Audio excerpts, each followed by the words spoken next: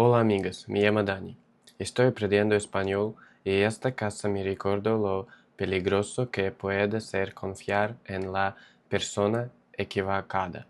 Comencemos. El 27 de julio de 2004, 16 días después de que Brittany Gregory desapareciera de la casa de su padre en Brick Township, Nueva Jersey, un equipo de búsqueda siguió a los perros rastreadores hacia un corredor boscoso junto a Ridge Avenue en Lakewood. Y ahí, en una tumba poco profunda de apenas 60 centímetros de profundidad, la encontraron. Lo que los investigadores descubrirían eventualmente era que Brittany no había sido arrebatada por un extraño en la noche. Había aceptado que la llevara un hombre en quien creía que podía confiar. Y esa decisión, tomada en un momento de impaciencia impulsada por el deseo ordinario de un adolescente de ver a su novio, le costaría todo.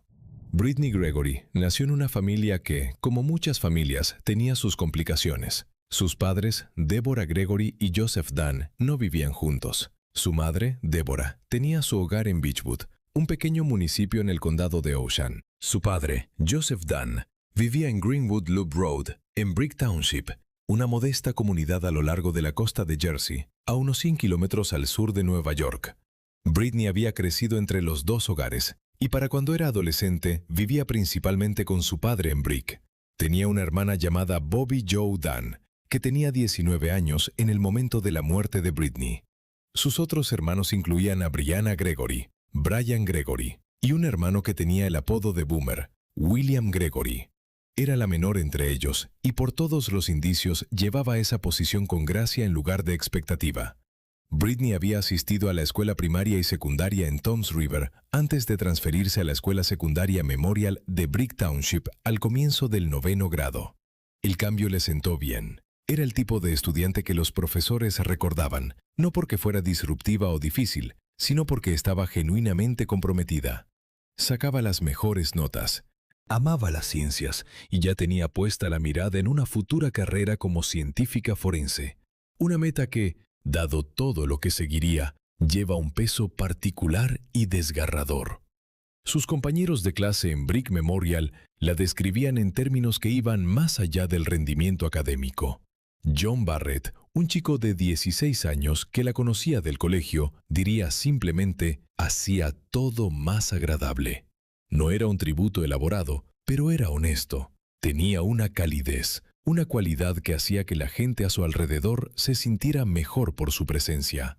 Darlene Andasaurus, cuyo hijo asistía a Brick Memorial con Brittany, la describió como alguien que constantemente ponía a los demás por delante de sí misma. Su madre, Deborah Gregory, habló de su hija en términos que dejaban claro cuán central era Brittany en su vida. «Es la chica de 16 años que todos quieren», dijo Deborah. «Era mi tesoro. Era como si la hubieran arrancado directamente del cielo». Brittany tenía ojos azules y pelo rubio largo. En las fotografías tomadas a lo largo de su vida, la expresión que más frecuentemente llevaba era una sonrisa. No del tipo posada y construida, sino del tipo que parecía venir fácilmente y naturalmente, como si la configuración predeterminada de su rostro fuera la alegría. Para julio de 2004, acababa de completar su segundo año de secundaria. Tenía 16 años, le iba bien en el colegio y tenía un novio al que estaba ansiosa por ver. Era un domingo por la tarde, era verano, debería haber sido un día sin importancia. Aproximadamente a las 8:30 de la tarde del domingo 11 de julio de 2004, Brittany Gregory cogió el teléfono y llamó a su madre. Llamaba desde la casa de su padre en Greenwood Loop Road en Brick. Joseph Dunn no estaba en casa en ese momento. Su novia tampoco había regresado por la noche, dejando a Brittany sola en la casa. Quería que la llevaran a casa de su novio y le estaba pidiendo a su madre que lo organizara. Deborah Gregory le dijo a su hija que ella misma no podía ir de inmediato, pero que la hermana de Brittany podía llevarla si estaba dispuesta a esperar unos 45 minutos. Era una petición pequeña, 45 minutos. Brittany dijo que entendía. Pero Brittany tenía 16 años y era impaciente. 45 minutos se sentían como mucho tiempo cuando todo lo que quería era estar en otro lugar. Alrededor de ese mismo momento, un hombre llamado Jack Fuller Jr. llegó a la casa de Greenwood Loop Road buscando a Joseph Dunn. Fuller tenía 38 años, vivía en Western Drive en la sección Runtown de Howell Township, a poco más de 2 kilómetros de distancia. Él y Dan se conocían desde hacía años. La hija de Fuller, Cassandra, era amiga íntima de la hermana de Britney, Bobby Joe. En el mundo que habitaba Britney, la red de padres y amigos y vecinos que constituía la vida en ese rincón del condado de Ocean, Fuller era una cara familiar, no un extraño. Alguien que su familia conocía. Fuller encontró que Dan no estaba en casa. Britney estaba ahí sola, y cuando la conversación giró hacia que ella necesitaba que la llevaran, Fuller se ofreció a llevarla. Ella aceptó. Fue la última decisión que Britney Gregory tomaría jamás. Cuando la novia del padre regresó a la casa más tarde esa noche, Britney no estaba. Cuando su madre intentó llamar más tarde esa tarde, no hubo respuesta. Para la mañana siguiente, la familia sabía que algo estaba mal. Britney Gregory fue reportada como desaparecida. Lo que siguió fue una de las búsquedas de personas desaparecidas más extensas en la historia reciente del condado de Ocean, Nueva Jersey. La policía de Brick Township, junto con oficiales de todo el condado, comenzaron a peinar el área casi de inmediato. Helicópteros policiales sobrevolaron terreno densamente boscoso y pantanoso. Se trajeron perros rastreadores. Voluntarios se unieron a los equipos de búsqueda profesionales. En el punto álgido del esfuerzo, cientos de agentes del orden estaban involucrados, muchos de ellos donando su propio tiempo más allá de sus turnos regulares. Para la comunidad de Brick Township, que durante mucho tiempo se había enorgullecido de su seguridad, había sido citada como la segunda ciudad más segura del país. La desaparición de una chica de 16 años fue profundamente desestabilizadora. Los residentes publicaron carteles con la imagen de Britney por toda el área. Su descripción fue enviada al Centro Nacional para Niños Desaparecidos y Explotados. Su cara aparecía regularmente en los programas de noticias de televisión en toda la región metropolitana.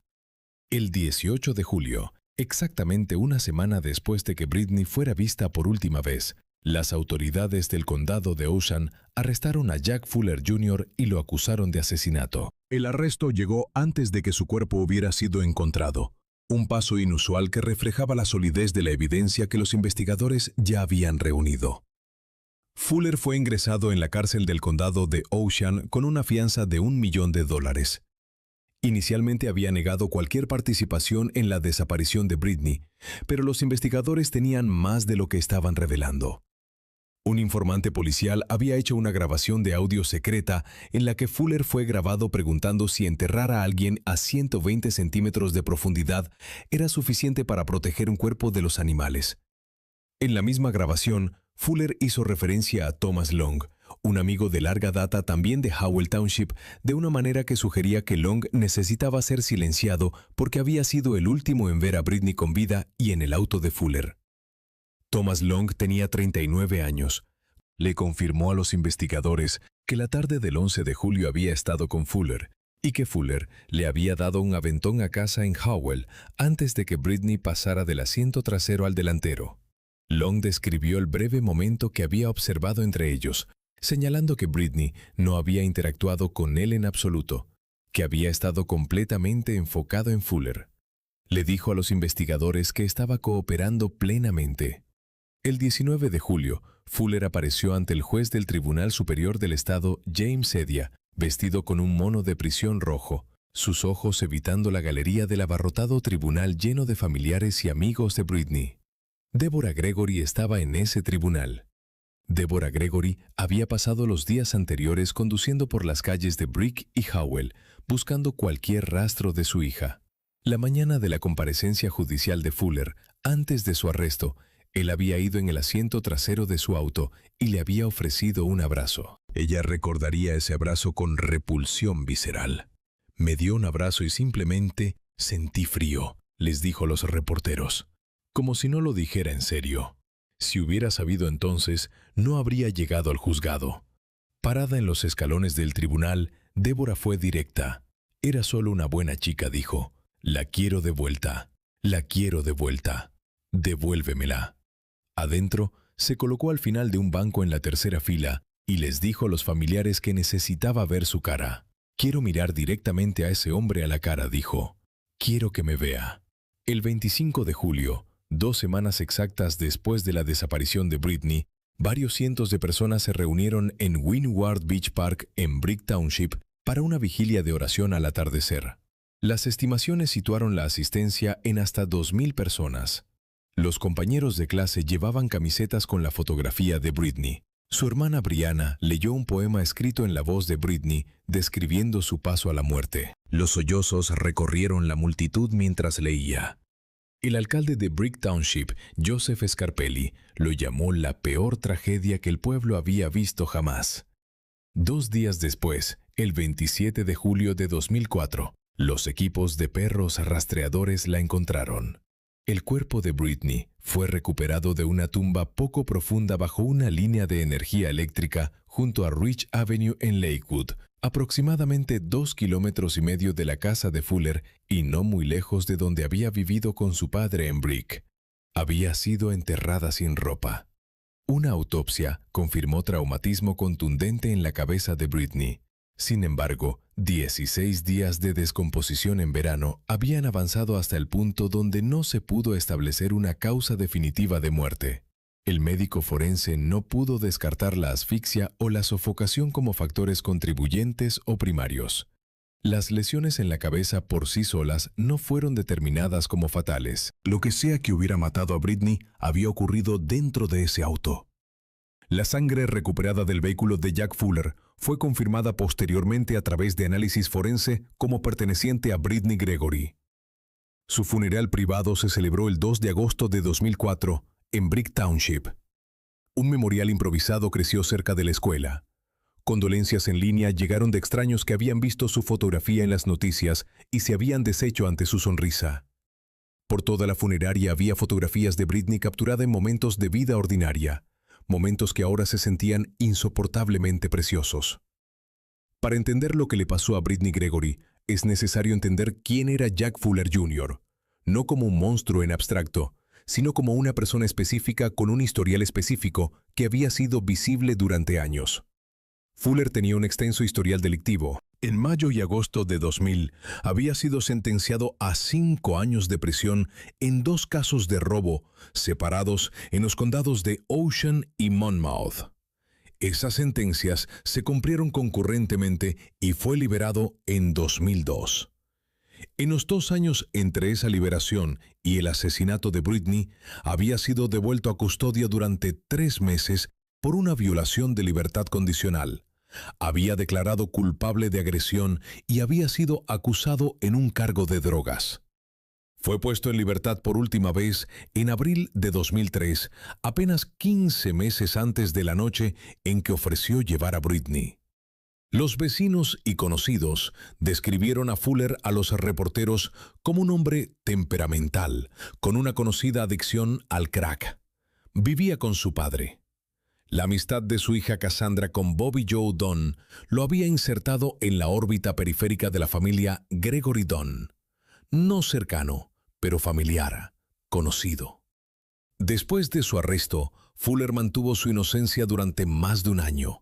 Se declaró no culpable. Su abogado defensor presentó mociones para suprimir evidencia, cambiar de lugar de juicio y desestimar la acusación formal, basándose en que no se había establecido definitivamente la causa de muerte. El fiscal asistente ejecutivo del condado de Ocean, Ronald F. Delney, rebatió cada una de ellas, manteniendo que el Estado tenía evidencia suficiente y que el estado de descomposición del cuerpo, el resultado directo de las propias acciones de Fuller, era la razón por la que la causa de muerte no podía ser identificada con precisión. Para julio de 2005, el primer aniversario de la desaparición de Britney, la familia todavía esperaba un juicio. Joseph Dunn le dijo a los reporteros que la extrañaba cada día. Su hermano William ofreció una reflexión más conflictiva, marcada tanto por el arrepentimiento como por el dolor. La extraño todos los días, dijo. Describió darse cuenta demasiado tarde de cuán poco tiempo había invertido en su familia. Nunca estuve cuando debía estar, dijo. Siento que he fallado como hermano. El 18 de octubre de 2005, una semana antes de que su juicio estuviera programado para comenzar en Toms River, Jack Fuller Jr. entró a un tribunal y se presentó ante el juez del Tribunal Superior, Vincent J. Grasso.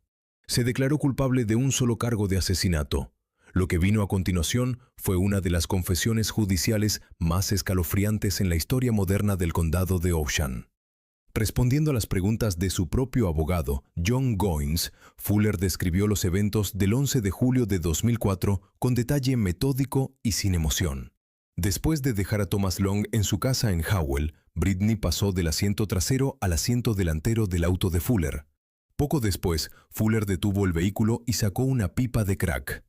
Britney, una chica de 16 años que había sido criada con principios, reaccionó como cualquier persona decente podría haberlo hecho. Levantó la mano hacia la pipa, alzó la voz y le exigió que parara. Le dijo que no quería que fumara crack, cocaína delante de ella. La respuesta de Fuller fue golpearla en la cabeza al menos 2 veces.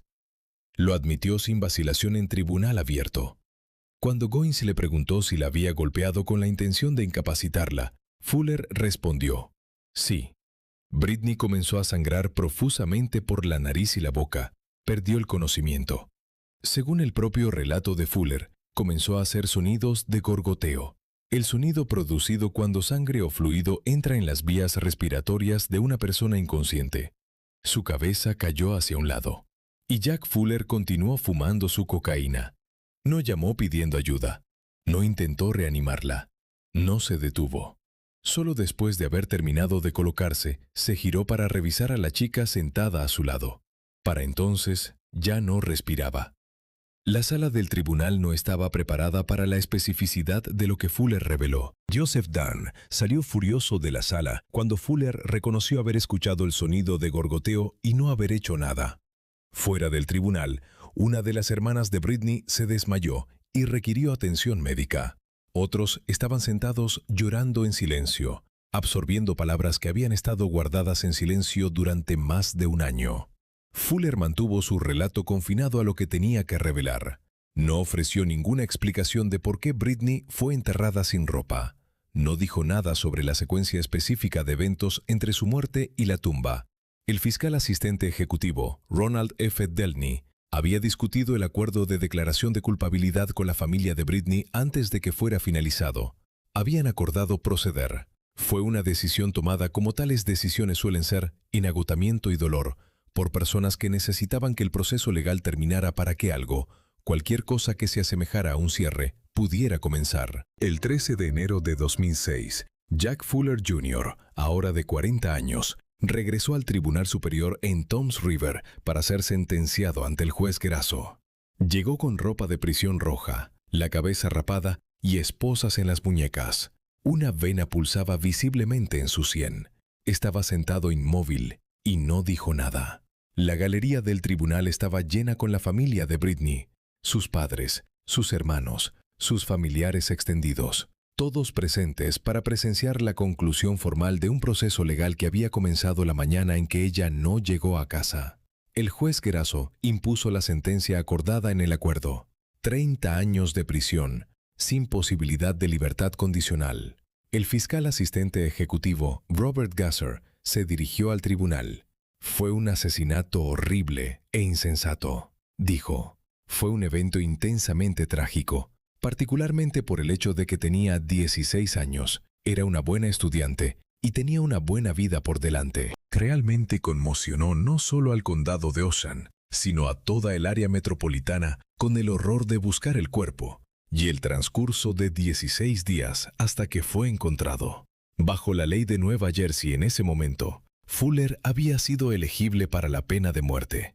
El acuerdo de declaración de culpabilidad quitó esa opción de la mesa. No buscaría la libertad condicional. No sería un hombre libre hasta que, en el mejor de los casos, tuviera bien entrados los 70 años, si es que llegaba hasta entonces. El caso había consumido casi 2 años de procedimientos legales, movilizado a cientos de agentes de distintos condados y atraído la atención de los medios de comunicación a nivel nacional. Había producido una confesión tan fría, tan metódica, tan desprovista de cualquier rastro de humanidad, que incluso quienes estaban entrenados para escuchar tales cosas encontraron difícil absorberla completamente. Deborah Gregory no hizo una declaración formal ese día en el tribunal. Ya había dicho lo que necesitaba decirse. Lo había dicho en las salas del tribunal, en los escalones del juzgado, en el lenguaje crudo y sin adornos de una madre que había perdido a la hija a la que llamaba su tesoro. Había estado buscando a Britney durante 16 días. Había conducido por las calles de Brick y Howell, mirando por la ventana esperando ver algo, cualquier cosa, que le dijera dónde estaba su hija. Y en ese tiempo, el hombre que sabía la respuesta había seguido viviendo su vida. Había seguido hablando con vecinos. Había seguido moviéndose por el mismo mundo en que ella buscaba a su niña. Ninguna sentencia que conociera podría restaurar lo que había sido arrebatado. 30 años sin libertad condicional era la máxima consecuencia que el sistema podía ofrecer. Era también, en cierto modo, una cifra abstracta frente a la realidad de lo que se había perdido. Britney Gregory había tenido 16 años durante 8 meses. Había completado 2 años de secundaria. Tenía planes. Tenía una carrera que quería seguir, una persona que amaba, una sonrisa que la gente recordaba sin haberla conocido personalmente porque aparecía en las noticias y algo en ella atravesaba la pantalla. Nada de eso tenía una equivalencia en años de prisión. Para entender completamente lo que significó la muerte de Britney Gregory, hay que entender el contexto en que ocurrió. Brick Township se enorgullecía de ser uno de los lugares más seguros de todo el país. Era la clase de comunidad donde los padres dejaban que sus hijos caminaran al parque solos, donde los vecinos se conocían por el nombre, donde la sensación general era que las cosas malas que aparecían en las noticias ocurrían en otros lugares, no aquí. Esa sensación no era ingenuidad, era el resultado de décadas de vida comunitaria relativamente estable. Brick era el tipo de lugar donde las familias se quedaban, donde los niños crecían entre las mismas caras año tras año. Y fue precisamente esa familiaridad la que mató a Britney Gregory. No la atacó un extraño. No fue una situación en que una chica joven ignoró todas las señales de advertencia y se subió al auto de alguien que no conocía. Fuller no era un desconocido. Era una cara del vecindario, el padre de la amiga de su hermana, alguien que había estado en los márgenes de su vida familiar durante años. Cuando apareció en la puerta buscando a su padre y se ofreció a llevarla, no había ninguna razón obvia para sospechar. Eso es lo que hace que este caso sea tan difícil de colocar en una narrativa simple de prevención o advertencia. No hay un momento en que Britney haya ignorado algo que debería haber sabido. No hay una decisión que, vista desde afuera, parezca claramente equivocada dado lo que ella sabía en ese momento. Tomó una decisión razonable basada en información razonable. Confió en alguien que formaba parte, aunque periféricamente, de su red familiar. La única cosa que hizo que podría llamarse provocadora fue negarse a que Fuller fumara crack en su presencia. Se defendió, alzó la voz, dijo que eso no estaba bien. Y eso fue suficiente para que él la golpeara. Lo que la confesión de Fuller reveló en el tribunal ese octubre de 2005 no fue solo la mecánica del crimen. Fue algo sobre el carácter de un hombre que durante años había estado en los márgenes de una familia sin que nadie supiera exactamente qué clase de persona era. El historial de Fuller existía. Estaba documentado. Tenía condenas por robo, por agresión, por violaciones de libertad condicional, por cargos de drogas. Había cumplido tiempo en prisión. Había sido liberado y había vuelto a caer. Para cuando ofreció llevar a Britney esa noche de julio, llevaba apenas 15 meses fuera de la cárcel. Pero nada de eso era visible para una chica de 16 años que estaba sola en casa esperando que alguien la llevara a ver a su novio. Para ella, Fuller era simplemente el padre de Cassandra, alguien que conocía a su padre. Una cara familiar en un pueblo donde las caras familiares significaban seguridad.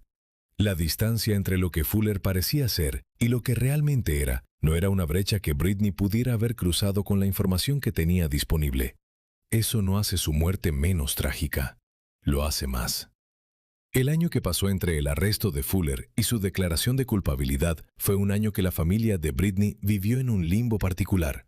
La investigación había terminado. El sospechoso estaba bajo custodia pero el proceso legal seguía abierto, y con él la posibilidad de que algo fallara, de que alguna moción prosperara, de que la evidencia fuera suprimida, de que el caso se desmoronara de alguna manera antes de llegar a una conclusión.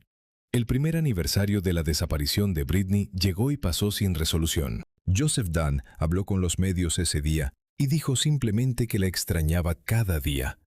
Su hermano William habló de culpa, de tiempo que no había pasado con su hermana cuando podía haberlo hecho, de la conciencia dolorosa de cuánto había dado por sentado antes de que hubiera algo que lamentar. Esas son las heridas que los casos como este dejan más allá del duelo inmediato. No solo la pérdida de la persona, sino la pérdida de todo lo que podría haber sido, de las conversaciones que no ocurrieron, de los momentos que se aplazaron porque parecía que siempre habría tiempo para tenerlos después.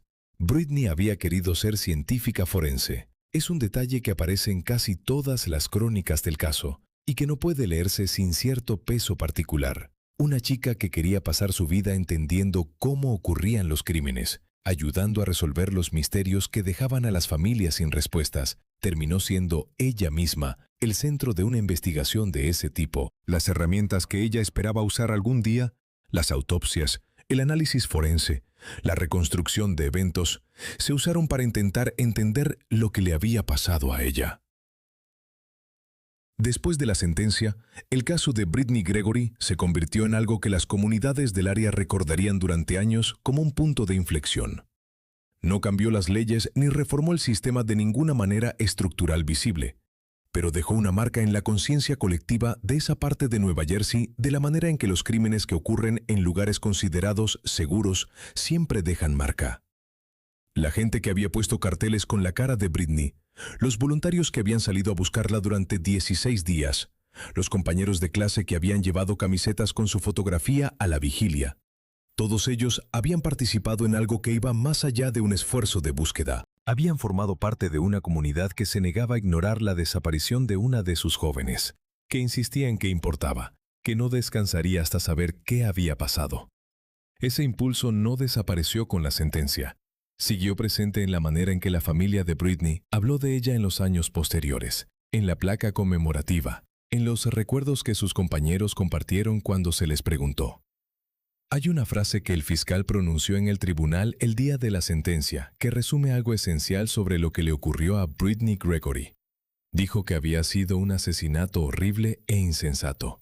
Y tenía razón en que fue horrible, pero la palabra insensato merece una consideración más cuidadosa. Britney Gregory murió porque dijo que no quería que alguien fumara drogas en su presencia. Eso fue todo. Ese fue el desencadenante. No había amenazado a Fuller. No le había hecho daño. No le había quitado nada. Había hecho lo que cualquier persona con valores básicos habría hecho en esa situación. Objetar algo que estaba mal. Y esa objeción, ese simple acto de defenderse a sí misma en un momento en que tenía todo el derecho de hacerlo, fue lo que desencadenó la violencia que acabó con su vida. En ese sentido, lo que le pasó a Britney Gregory no fue insensato en el significado de inexplicable. Fue insensato en el significado de que no debería haber podido ocurrir, de que no tendría que existir un mundo en que una chica de 16 años muera por decir que no quiere que fumen crack a su lado. Su hermano William dijo que perder a Britney le enseñó a dejar de dar el tiempo por sentado. Su compañero de clase dijo que hacía todo más agradable. Su madre dijo que era un tesoro arrancado del cielo. Ella había querido ser científica forense. Tenía 16 años, las mejores notas, ojos azules y un futuro que apenas había comenzado. Jack Fuller Jr. se llevó todo eso. Se lo llevó mientras fumaba crack en el asiento del conductor con el cuerpo de una adolescente a su lado. Y luego condujo hasta un bosque, cavó una tumba poco profunda y siguió viviendo su vida durante 16 días mientras una comunidad entera buscaba a la chica que él había enterrado a 1,5 kilómetros de su propia casa. No devolvió nada.